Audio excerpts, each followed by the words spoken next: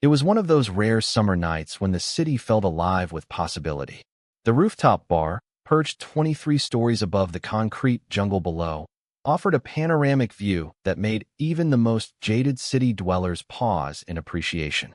The skyline stretched before us like a jagged, glittering promise, glass towers catching the last golden rays of sunset, their windows transforming into squares of amber and rose. I remember thinking how beautiful it all looked, how the city seemed to breathe with a rhythm all its own. The skyline, as the bar was aptly named, had become something of an institution in our community over the past few years. It wasn't just another gay bar. It was a sanctuary of sorts, a place where people like me could exhale fully, without the constant calculation of how much of ourselves to reveal. The string lights crisscrossed overhead, swaying gently in the evening breeze, casting a warm glow over the diverse crowd. Music pulsed through strategically placed speakers, not too loud to prevent conversation, but energetic enough to create that perfect backdrop of urban sophistication. Bartenders in crisp black shirts moved with practiced efficiency behind the long marble counter, crafting colorful concoctions that people photographed almost as much as they drank them. The air smelled of citrus, spirits, and that indefinable electricity that precedes something momentous. My name is Alex, and I hadn't planned on being there that night. My week had been a disaster of deadlines and disappointments at the architectural firm where I worked. A project I'd poured my heart into for months had been shelved indefinitely, and my boss had made it clear that my artistic vision wasn't always aligned with client expectations. Translation: stop designing buildings that prioritize beauty over maximizing square footage. I was questioning my career choices, my talent, and whether I'd ever create something that truly mattered. So when my friend Mia texted insisting I join her for drinks, I initially declined. But she persisted, as she always did, claiming that sulking alone in my apartment wasn't going to fix anything. The skyline has a new summer menu, she wrote. And who knows? Maybe you'll meet someone who appreciates your artistic vision. I should mention that the weather forecast had predicted storms later that night. Looking back, it seems almost too perfect a metaphor, the calm before the storm, the electricity in the air. But at the time, I just noted the distant clouds gathering on the horizon, their dark edges illuminated occasionally by silent flashes of lightning still too far away to hear. Nature's warning system, telling us to seek shelter. A warning I was more than happy to ignore. When I arrived, Mia was already there with her girlfriend and a couple of people I vaguely recognized from previous gatherings. She waved enthusiastically, her bracelets jangling as she gestured for me to join them at their high-top table near the eastern edge of the rooftop. The view from there was particularly spectacular. You could see all the way to the bay, where tiny boats dotted the darkening water like floating stars. "You made it," Mia exclaimed, pulling me into a hug that smelled of her signature jasmine perfume. "I was just telling everyone about your building design that got shelved." Their loss, seriously. I appreciated her loyalty, but I didn't want to rehash my professional failures. "Let's not talk about work," I suggested, signaling to a passing server. "I'm here to forget all that." The conversation flowed easily after that, drifting from recent movies to local politics to gossip about mutual friends. I was halfway through my second drink, a spicy mezcal concoction that the menu had promised would ignite your senses, when I first noticed the change in the atmosphere. The wind had picked up, carrying with it the unmistakable scent of rain. The string lights swayed more dramatically now, and several patrons glanced nervously at the sky, which had darkened considerably in the past hour. And that's when I saw him. He stood at the bar, one elbow resting casually on the marble surface, his profile outlined against the increasingly dramatic sky. Even from a distance, there was something magnetic about him, a quiet confidence in the way he held himself, a sense that he was perfectly comfortable in his own skin. His dark hair was just long enough to be tousled by the strengthening wind, and he wore a simple white button-down with the sleeves rolled up to reveal forearms that suggested he did more than sit at a desk all day. As if sensing my attention, he turned, and our eyes met across the crowded rooftop. The corner of his mouth lifted in a subtle smile that sent an unexpected jolt through me. It wasn't just that he was attractive, though he undeniably was. It was the way he looked at me, as if he recognized something in me that others didn't see. In that moment, With the storm clouds gathering and the city lights beginning to shimmer against the darkening sky, it felt like the universe was orchestrating something beyond my understanding. Earth to Alex. Mia's voice broke through my trance. You're staring. I reluctantly pulled my gaze away. I was just looking at the view. Her knowing laugh told me she wasn't fooled. The view has a name. That's Jamie Chun. He's new in town, moved here for some fancy tech job about a month ago. Eli introduced us at a networking event last week. And you're just now mentioning him? I asked, trying to sound casual while stealing another glance in his direction. Would you have come if I told you I was playing matchmaker? Mia countered, her eyes twinkling mischievously. Before I could respond, a brilliant flash of lightning split the sky, followed almost immediately by a crack of thunder that seemed to shake the very building beneath us. The music, which had been providing a steady backdrop to the evening's conversations, abruptly cut out, leaving an eerie silence punctuated only by nervous laughter and the increasingly insistent wind. Ladies and gentlemen, a voice announced over the speakers, we're experiencing some technical difficulties due to the approaching storm. Our sound system will be back up shortly. In the meantime, please enjoy complimentary champagne while we sort things out. Servers appeared with trays of flutes filled with bubbling golden liquid, a peace offering for the inconvenience. The crowd, momentarily startled by the thunder and silence, quickly recovered, conversations growing louder to fill the void left by the music. I was about to turn back to Mia when I felt a presence beside me. The scent of cedar and something citrusy announced him before I even turned my head. Seems like nature decided to provide its own soundtrack tonight, Jamie said, his voice a pleasant baritone that somehow cut through the ambient noise without being overly loud. Up close, his features were even more striking. Dark eyes that crinkled slightly at the corners when he smiled, a strong jawline softened by the hint of a 5 o'clock shadow, and lips that looked like they were perpetually on the verge of sharing a secret. Nature has a flair for the dramatic, I replied, surprised by my own ability to form coherent sentences while my heart was performing gymnastics in my chest. He laughed, a warm sound that seemed to create a bubble around us, insulating us from the chaos of the storm and the crowded bar. I'm Jamie, by the way. Alex, I said, extending my hand. When his fingers closed around mine, I felt that same jolt from earlier, stronger now with the physical connection. Mia mentioned you're new in town. Is that all she mentioned? He asked, his eyes flickering briefly to where Mia sat, now watching us with undisguised interest. Should there be more? I countered, enjoying the easy rhythm of our exchange. Another flash of lightning illuminated the sky, closer this time, bathing everything in a momentary, otherworldly blue-white light. The thunder that followed was immediate and deafening, causing several people to gasp. Rain began to fall, fat drops that hit the rooftop with audible splats. Staff members rushed to lower the retractable awnings that would shield most of the bar area, but the section near the railing where we stood remained exposed. People began to move inward, seeking shelter, but Jamie didn't budge. We should probably move, I suggested, though I made no effort to do so myself. Probably, he agreed, his eyes never leaving mine. But then we'd be like everyone else, running from a little water. As if on cue, the rain intensified, no longer individual drops, but sheets of water cascading from the heavens. Within seconds, we were both soaked, his white shirt turning translucent, clinging to the contours of his chest and shoulders. Water ran down his face, catching on his eyelashes and the curve of his lips. He looked like something from a dream, wild and beautiful and utterly present in a way that made my breath catch. You're crazy, I laughed, blinking away the rain from my eyes. Maybe, he conceded, stepping closer until there was barely any space between us. But you're still here, so what does that make you? The rain created a curtain around us, the sound of it hitting the rooftop, drowning out the voices and movements of the other patrons. It was as if we'd been transported to our own private world, where the normal rules of first meetings didn't apply. Another lightning strike, this one seeming to touch down somewhere nearby, was followed by a thunderclap so powerful I felt it in my chest. The remaining lights on the rooftop flickered and died, plunging everything into a darkness broken only by the city lights beyond and the occasional flash from the storm. In that moment of darkness, I felt Jamie's hand find mine, his fingers intertwining with my own.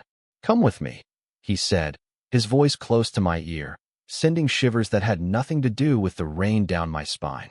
He led me along the railing, away from the main bar area where staff were now distributing emergency lanterns and apologizing for the inconvenience. We stopped at the far corner of the rooftop, a spot that offered a breathtaking view of the city but was rarely occupied due to its distance from the bar.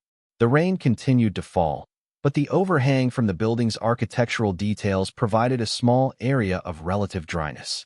Jamie leaned against the railing, pulling me gently until I stood directly in front of him, my back to the cityscape, his arms creating a barrier on either side of me. "Better?" he asked, his face so close I could feel the warmth of his breath despite the cool rain.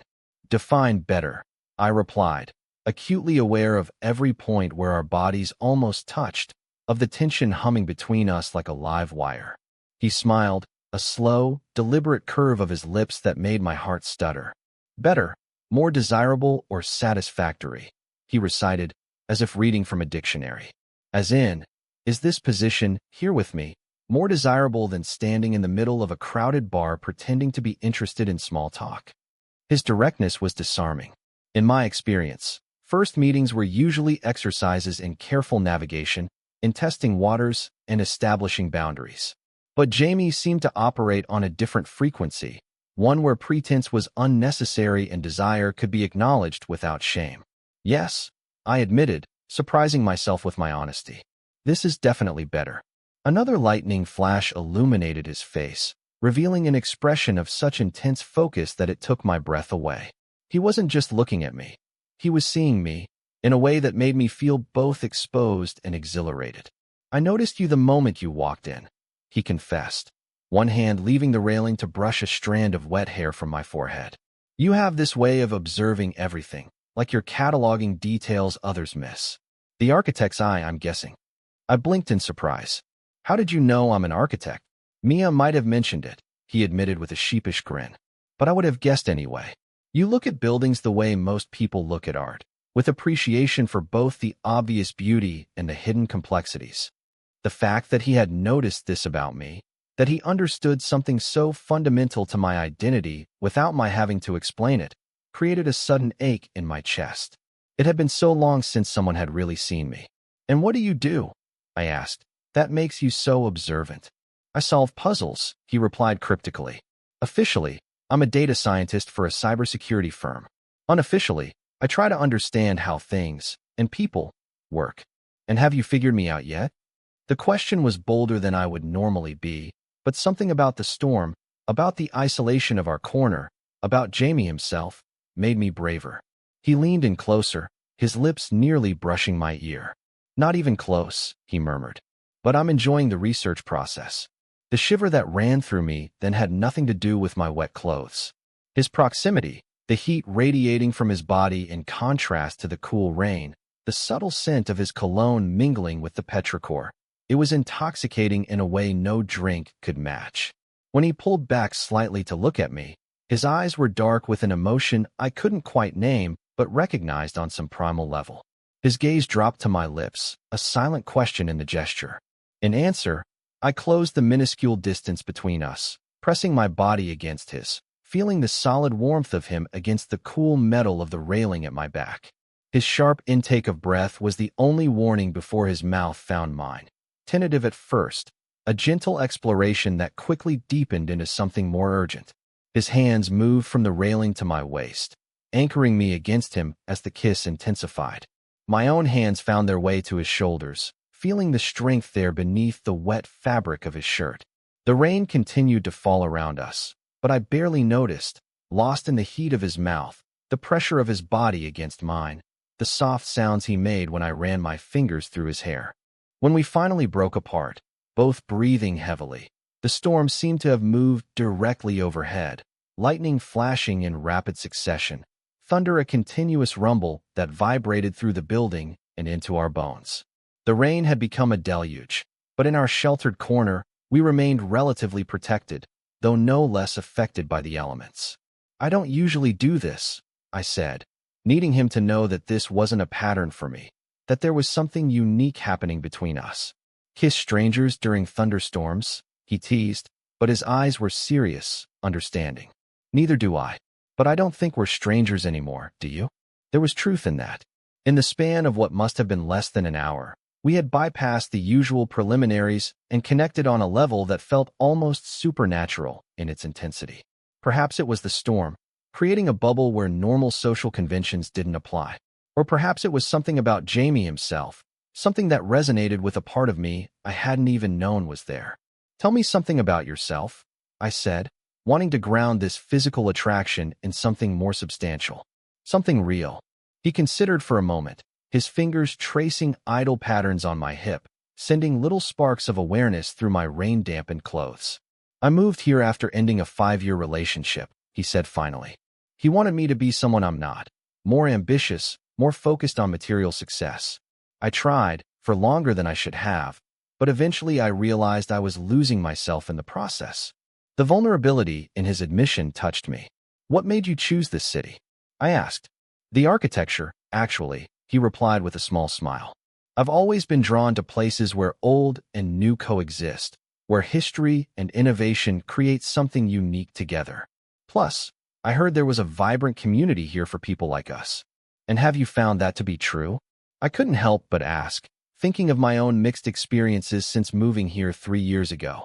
"I'm beginning to," he said, his gaze so direct and warm that I felt it like a physical touch. Though I wasn't expecting to make such an interesting connection quite so soon.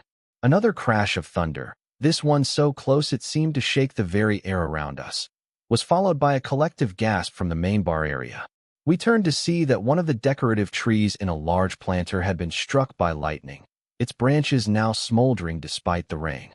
Staff rushed with fire extinguishers, and the bar manager's voice came over a portable megaphone, asking everyone to please make their way to the indoor section of the venue until the storm passed.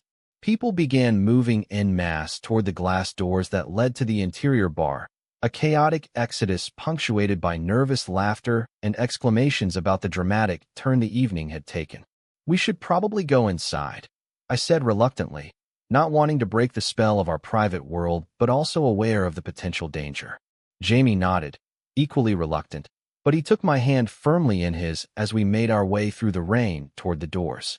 The simple gesture felt significant, a declaration of sorts, that whatever was happening between us wouldn't end with the storm.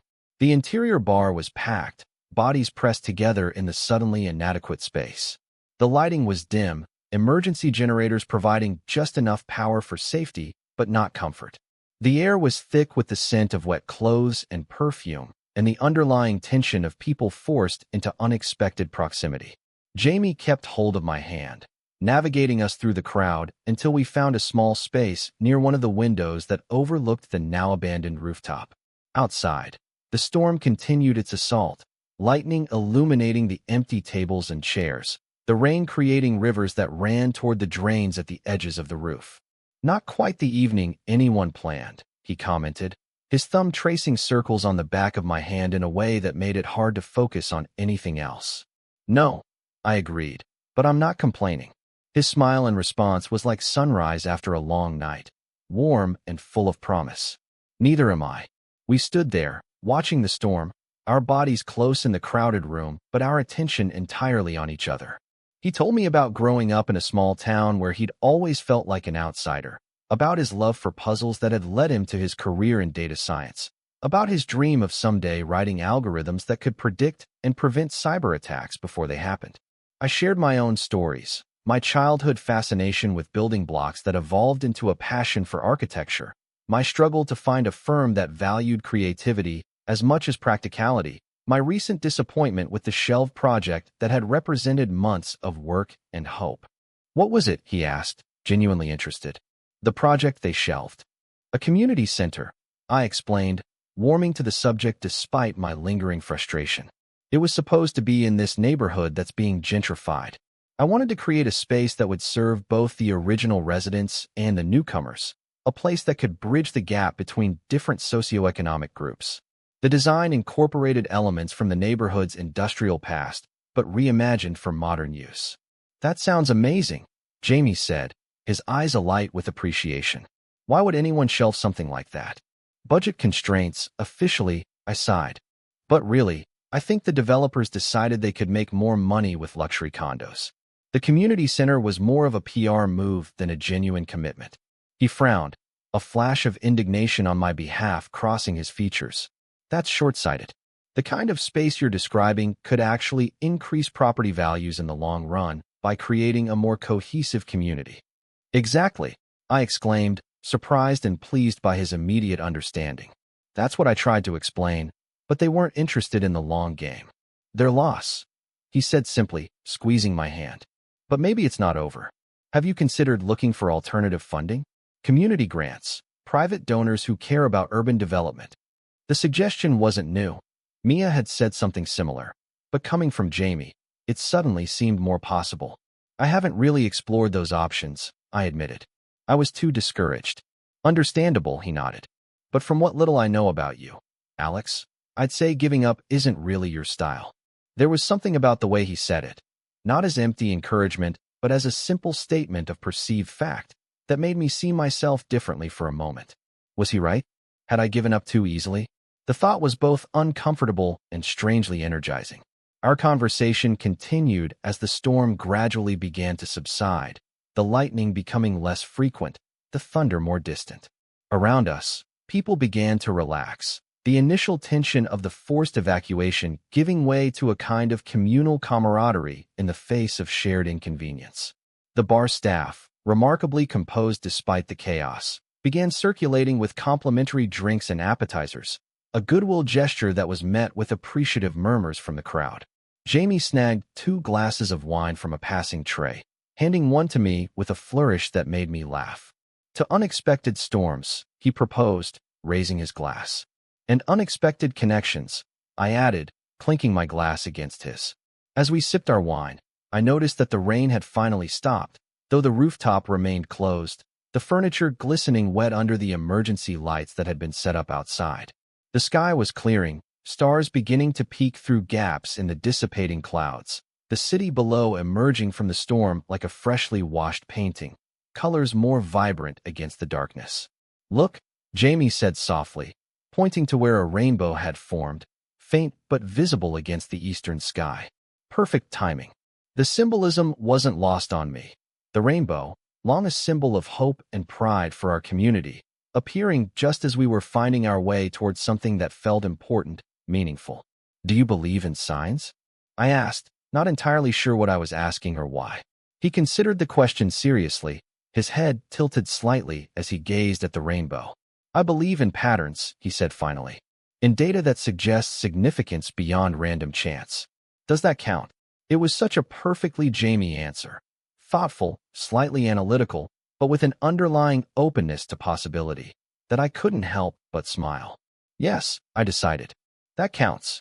The manager's voice came over the megaphone again, announcing that the rooftop would remain closed for the rest of the evening for safety inspections, but that everyone was welcome to stay in the indoor bar, which would remain open until the regular closing time. A collective groan went up from those who had specifically come for the rooftop experience, but most people seemed content to continue their evening indoors. What do you think? Jamie asked, his eyes on mine. Stay for another drink, or? The unspoken alternative hung between us, charged with possibility. I knew what the sensible choice would be. Exchange numbers. Plan to meet again when we weren't both soaking wet and riding the adrenaline high of the storm and our unexpected connection. That would be the prudent path, the one that acknowledged the unusual circumstances of our meeting and gave us both space to consider what we wanted. But prudence had never led me to moments like the one we'd shared in the rain. His body pressed against mine, the city spread out below us like a witness to something rare and beautiful. Or, I said decisively, watching his eyes darken with understanding and desire. We left the skyline together, stepping out into a night that felt cleansed by the storm, the air cool and fresh, the sidewalk still wet but no longer running with water. Jamie's apartment was closer, he told me, just a few blocks away in one of the newer buildings that had gone up in the last year. As we walked, our shoulders brushing, occasionally stopping to share a kiss that grew increasingly urgent, I thought about the strange alchemy of the evening. How a canceled project and a summer storm had somehow led me to this moment, walking through the rain-washed streets with a man who had seen me, really seen me, from the first glance. The city around us seemed transformed, or perhaps it was I who had changed, awakened to possibilities I had stopped believing in. Either way, as Jamie pulled me close outside his building, his lips finding mine with a certainty that sent heat spiraling through me despite my damp clothes, I knew that something significant had shifted in my world. "I want you to know," he murmured against my mouth, "that this isn't just about tonight for me. I felt something up there on that rooftop, something I haven't felt in a very long time." "I felt it too," I admitted, the words easier to say than I would have expected. Like lightning striking, but inside.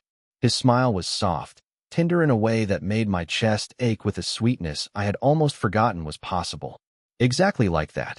As we entered his building, the storm now just a memory and the night stretching before us full of promise, I couldn't help but think that sometimes, when the music of our carefully planned lives cuts out unexpectedly, that's when we hear the most beautiful melodies, the ones created in moments of chaos and connection, of courage and chance.